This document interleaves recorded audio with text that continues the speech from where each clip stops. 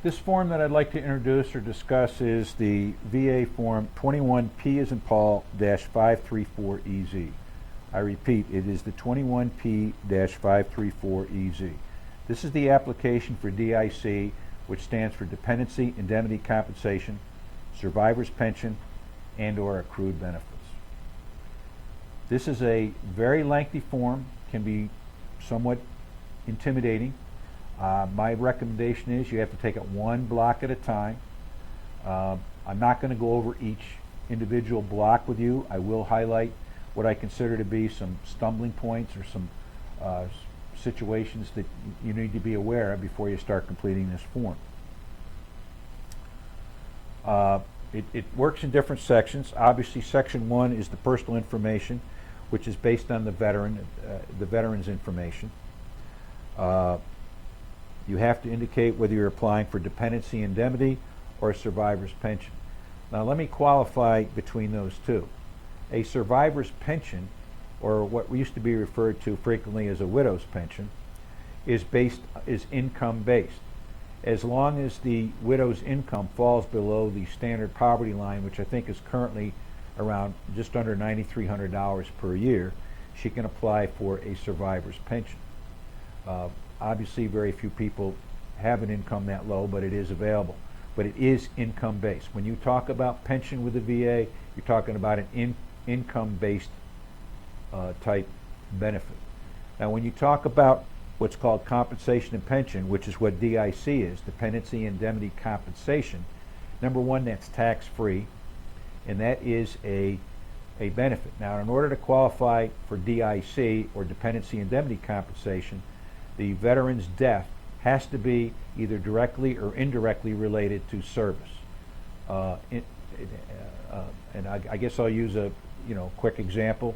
For instance, a Vietnam-era veteran dies of ischemic heart failure. That is a presumptive condition, and therefore the widow could be awarded the DIC, which is Dependency Indemnity Compensation, which currently I believe equates to around $1,300 per month, or in that range. So I'm going to try to differentiate between the two. Different blocks have to be filled out for different items, depending on what you do. But anyway, you move to Section 2. This is where you record the veteran's service information, which you can get off of the DD-214. They ask for the veteran entered active service date, the branch of service, and when he was released from active service, his place of separation. Was he ever activated under authority of the National Guard? If there's a reserve or guard duty involved, you have to provide that information, et cetera, et cetera. It's rather, hopefully, self-explanatory. Now, when you get to page 7 on this form, the first page is page 6, but when you get to page 7, this can be the stumbling block, particularly for those individuals, widows, filing for DIC.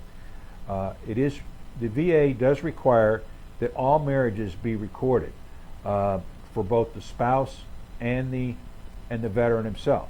So therefore, if the veteran was married twice before he was married to you, it's important that you know the date, which includes month, day, and year, the location of the marriage, the maiden name of the individual that the veteran married, the type of marriage, whether it was a common law, ceremonial, proxy, tribal, etc., how marriage ended. Did it end in death, or did it end in divorce?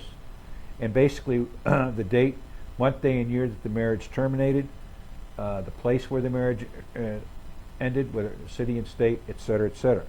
Now, people ask, well, why does the VA want that information? I can only speculate that what they do is they take this information and put it up against information that the Social Security has regarding these marriages to make certain that any of these and I'm just speculating on this, that any of these previous marriages, they're not also entitled to possible benefits. Now, that's a speculation.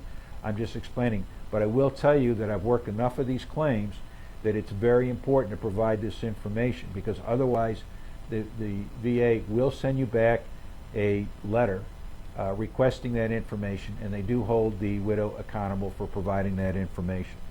And that includes the marriages for not only the veteran, previous marriages, but also previous marriages involving the spouse herself as well.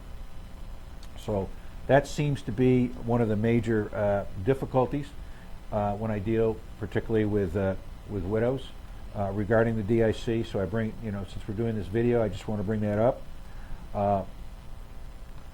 Section 4 is that, if it involves a child is involved, you have to fill that out. Section 5 involves a veteran's parent. Some of this stuff obviously is not applicable if they're not involved. Section 6, you only have to complete if you are claiming DIC, dependency indemnity. If you're not, you can skip that section. Section 7 involves nursing home or increased survivor entitlement.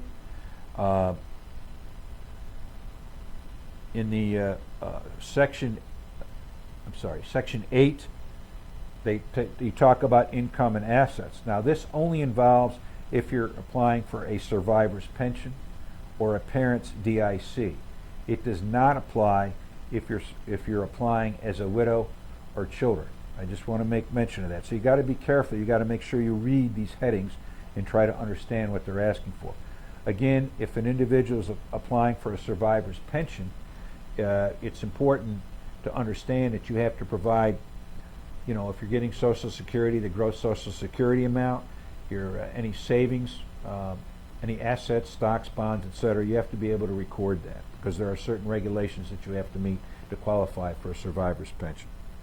So read each block carefully. There is now I'm going to say this: if you're applying for a survivor's pension, you can reduce your income by what's called countable medical expenses. Countable medical expenses include co-pays, premiums paid, including if you're paying Medicare Part B, C, or D. Those premiums can deduct your countable income to apply towards being eligible for a survivor's pension. Co-pays, prescriptions, over-the-counter medications. You need to itemize that, be able to support that, but that can reduce your overall income to possibly make you eligible for a survivor's pension. And you have an opportunity to list that under Section 9. In this particular, on page 11,